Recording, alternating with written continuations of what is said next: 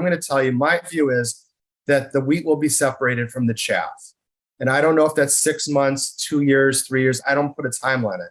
But I'm very convinced, just like all the other capital markets, bad operators will suffer. They will die. And the better operators are going to gobble it up. So you want to make sure you're with the experienced operators. You want to make sure you're with ethical people. Are you about to start a podcast or producing a podcast and tired of doing the editing yourself? We have produced over 1,000 daily shows, and the production team I've created called Vox Valens Media is now available to produce shows for you as well. We can do as little or much as you need, from finding and communicating with guests, preparing introductions, to editing the audio and video. You will sound better, have a more professional presence, and be able to spend your time doing more valuable tasks in your business. Let me know if you're interested by emailing me directly at whitney@lifebridgecapital.com. Everybody wants to know what's going to happen over the next 6 to 12 months. Well, all we can do is speculate, right? Or ask everyone's opinion and do our best in trying to figure that out and planning for the worst, being prepared for the worst and hope for the best, right? But today our guest is back, Andrew Rosenberg, on the Daily Real Estate Syndication Show. And we're going to jump into just that. I asked him about some things he might consider that's a deal breaker, for a transaction, but also what does he expect to happen over the next 6 to 12 months and how he's preparing for that. Andrew, welcome back to the show. Honored to have you back. Appreciate your time again. Well, we just had a few minutes still. I wanted to be able to jump in and talk about what's one thing that you would consider as a deal breaker in every transaction. I know we've talked about a few of those things, but is there anything that's like, maybe you've seen, or maybe you have an example of this in a few transactions that you've dealt with firsthand that you would say, hey, this is a deal breaker? It's just really, if at all you feel like the business plan doesn't have a high degree of succeeding because they don't have the right skill sets, and don't do it. You need the full team. We talked about, I'm not going to get into the detail, but you need the full team. A bunch of guys with spreadsheets is not going to cut it. They made money in the last few years. The next few years, and I know we're going to jump into the future, the next few years are going to be harder. You need the people that when the hoop hits the fan, they can get additional capital. Something bad happens. They can call a Joe Fairless and be like, man, we're in trouble. X happened. What do I do? They have a network where they can call. They're smart enough, networked enough, and humble enough to say, a hurricane happened. What do I do now? We didn't have this in the pro forma. And a guy like Joe Fairless can say, you're getting screwed on a fire you had in your unit. Hire a private adjuster to make sure you get the fair value of your money. A young syndicator might not know that that wasn't even an option. A Joe Fairless would advise, his mentees or his friend, hey, go hire an adjuster. It'll work out. The thing is, like, when you're looking at investments, if you get the sense, if something goes wrong, do they have the skill set and resources to pivot? If you can't answer that question, it's not a good deal.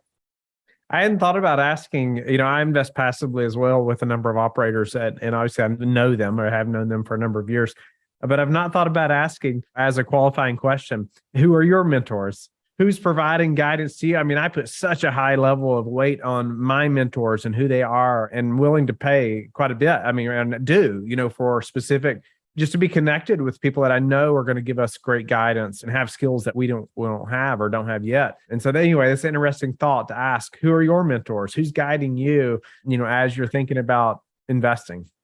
It's very revealing. If you're a Brad Sumrock student, I respect Brad. Doesn't mean I'm investing in your deal, but it just gives me a little more willingness to review the deal.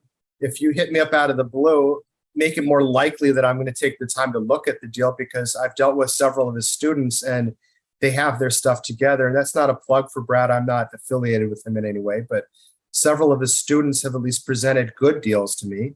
And there's a gentleman to be unnamed who he has a pretty big network and he has his students running around. And frankly, if you're one of his students, I'm not looking at your deal. Yeah, the mentors matter for sure. Yeah, this is the things that network. And you want to call it passive. It's a term, but it's not passive. I know we just have a few moments left. Andrew, but obviously, the burning question that everybody's having, right? What do you expect to happen in the syndication industry in the coming 6 to 12 months, or just thoughts around that, or how you're preparing one way or the other for what you do expect? Yeah, I mean, everyone wants to talk about, is interest rates going to keep going up? Is inflation peaking? Are we in a recession? Are we going to have a recession? How deep? How bad? Nobody has a crystal ball. We don't know. But, you put a gun to my head and say, Andy, tell the truth and stop caveating, go out there. I'm going to tell you, my view is that the wheat will be separated from the chaff. And I don't know if that's 6 months, 2 years, 3 years. I don't put a timeline on it, but I'm very convinced, just like all the other capital markets, bad operators will suffer. They will die. And the better operators are going to gobble it up. So you want to make sure you're with the experienced operators. You want to make sure you're with ethical people. Bad people are going to be over levered. They're going to have warts in their deals. There'll be something wrong. If things go wrong and you're with an unethical operator, you're going to be left holding the bag. So it's never been more important to pick the better operators. Markets can go down, but a better operator is going to find good ways to reduce expenses. Bad operators are going to do things to reduce expenses that cause tenants to leave, and all of a sudden problems compound and you're playing the money pit game. So it's never been more important to pick good operators. And I really think there's value, there's opportunity, sadly, in chaos. The greatest wealth is made during bad times. It sounds very heartless of me to say, but the smart money that I know, they're really eager about the next 2-3 years. They really are looking forward to swooping in and buying stuff pennies on the dollar. At post GFC, the people that had the cash, that had the insight and had the ability, frankly, I'm just going to say it, it's rude, but the balls to buy, they made a lot of money. That opportunity, I believe, is coming again. Now, that's not an excuse to go watch TikTok and Netflix and jerk around for the next 2-3 years waiting for the bottom. It's exactly the opposite. Right now, you should be eagerly learning the industry and networking like crazy. And I'm not saying not to buy deals. I'm just saying you better be buying really good deals with really good operators. This is not an excuse to have money sitting in the bank losing, what is it? I forget what inflation is now, 9. Let's just call it 8, 9%. Close, yeah. We're not giving you an excuse to fail. This is not an excuse to passivity. But yeah, there's going to be some wonderful opportunities presenting themselves. So I would say eyes wide open to opportunity, not to be scared or paralyzed. But, by all means, stop drinking the Kool-Aid. The party isn't going to go on forever. You're not going to get these 30%, 18-month returns. If you're reading that on LinkedIn and that's how you're picking operators, you're probably bringing on way more downside risk than you realize. And the same mistakes you made in Bitcoin and in the equities, you're just going to repeat in real estate. All right, Andrew, time for just a couple of quick questions before we have to go. What are some of the most important metrics, or maybe just one or two of the most important metrics you track? Could be personally, professionally, or anything in between. Do you mean financially? Yeah, it could be. It could be your bench press record, or how many mornings you're up on time, or it could be, how many deals you're looking at, or, an IRR that you want, or anything. I know it's going to sound terrible. I don't really have a metric like that.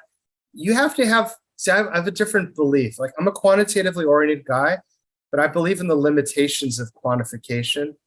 I have tremendous faith, bordering on insane or religious, depending on your viewpoint, that if I just keep helping other people, good things come to me.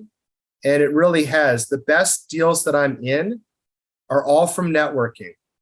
They're not deals that were advertised. They were not sent to me. The best deals are deep, meaningful relationships that I made with people that said, hey, Andy, this is a good deal for you. And it came from a third party. So for me, my biggest metric is, I guess we did mention it, that I go to 3 Zoom meetings a week.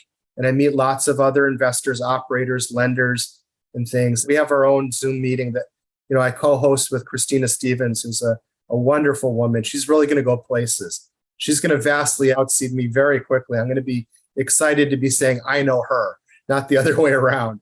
Those are the metrics I really track, is the number of deep, meaningful relationships I have and who I helped. I don't really track how many deals or what deals. I have a really strong belief that the deals will come, the results have come, because I've already been doing this for a while, and they will continue to come. And all I really needed to focus on is adding value however I can and helping people. Whether that's meeting somebody and they say, hey, I'm from this city. And I say, oh, have you met so-and-so? That's a simplistic example. But someone calling me up and saying, hey, I'm having a problem. What should I do? And spending the time to walk them through it selflessly. Those are the relationship building moments that really propel you in real estate. Everyone says the long game. I actually believe in it. Andrew, grateful for your time today. Actually, numerous days worth of shows here, and you very generously gave to us and our listeners in that way. Tell them once again how they can get in touch with you and learn more about you. Oh, yes. The best way to get a hold of me is on LinkedIn. Real easy to find. I'm on quite a bit. I post almost every day. And just hit a connection request. I accept every connection request. And don't be shy.